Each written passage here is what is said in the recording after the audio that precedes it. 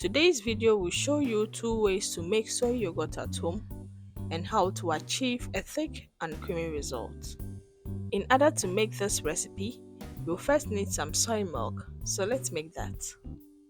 In here I have some soybeans which have been soaked and dehulled.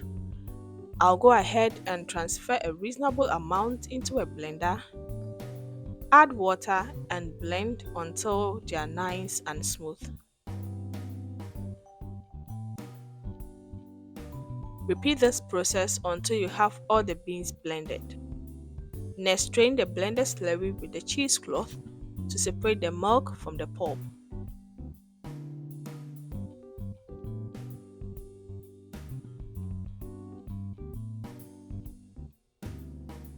Once you are done, pour the milk into a saucepan and transfer this to a heat source to boil for about 5 minutes.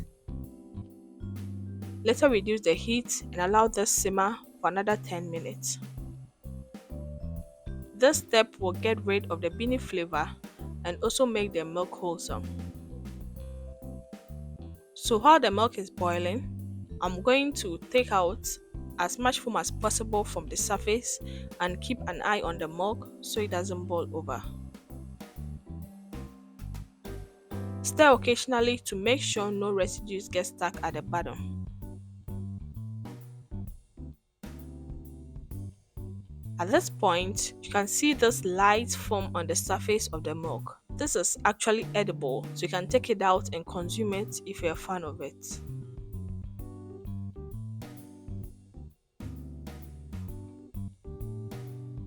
After about 15 minutes, turn the heat off and strain out the milk to trap any residue.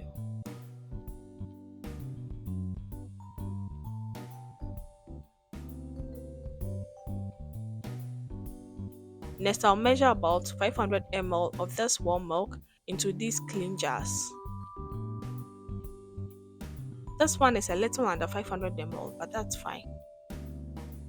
Allow this cool until the milk's temperature drops to about 45 degrees Celsius. So to test this without a thermometer, dip your finger into the milk for about 10 seconds, and once the heat is bearable for that long, your milk is ready for the next step. So to make the soy yogurt, you need a starter culture for this first method. With this, I'll be using bifidobacterium culture, which comes in these small sachets. You can also opt for other cultures, which can equally serve the same purpose. So I'm going to measure out 0.5 gram of this culture for the quantity of milk I'll be using. Once you have that, mix with some of the milk and add everything into the batch. Stir gently with a spoon to spread the culture throughout the milk. Cover with the lid and wrap in plastic bags to trap the heat. Next, wrap everything in a clean cloth and keep this in a warm place for about 12 to 14 hours to ferment. Another way you can make soy yogurt is by using store-bought yogurt with active culture. So here I'm using milk yogurt in this recipe, but you can actually use store-bought soy yogurt. So once the temperature is right, measure out 2 tablespoons of the yogurt starter and pour that into the milk.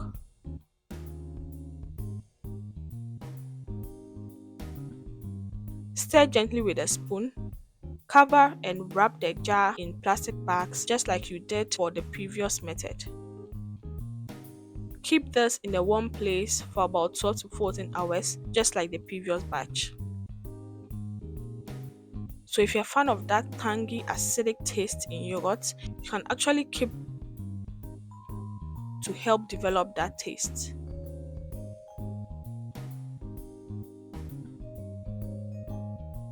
So it's been over 14 hours, so let's go check on the yogurt. Unwrap the cloth and remove the plastic bags to reveal this goodness.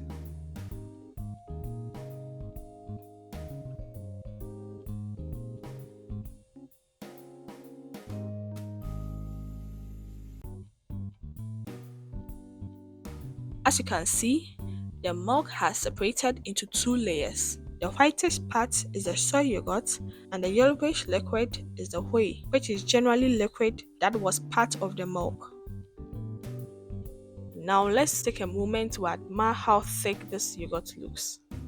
You can keep a portion of this to be used as your starter for the next batch. Once you are done, pour the content into a strainer lined with a cheesecloth to separate the whey from the fermented milk. Cover and allow it to rest for about an hour to allow the water drain. This process is actually what you do when you are making Greek yogurt. So this is the second batch here, and look at how thick this also came out. I really couldn't tell the difference between the two because they all looked so good and tasted so well. So it's been over an hour, so let's check on the yogurt we are straining. Make sure enough water has drained out, and once you are satisfied with the texture, transfer this into a bowl and whisk it to break the lumps and make it smoother.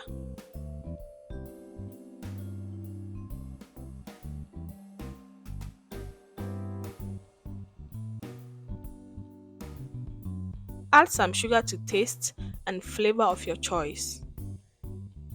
Stir that together, refrigerate for a while, and enjoy. And look at how thick and creamy this yogurt looks. For a better perspective of the outcome, I mixed the second batch with the whey in and see how this one looks quite light. So to preserve these, keep them refrigerated for about a week and enjoy them as and when you feel for it. Pair with some fruit and nuts for an elevated taste. I hope this video was helpful and you are going to try out these methods. Don't forget to like and subscribe to this channel and leave a comment too. Thank you for watching and see you in my next video. Bye!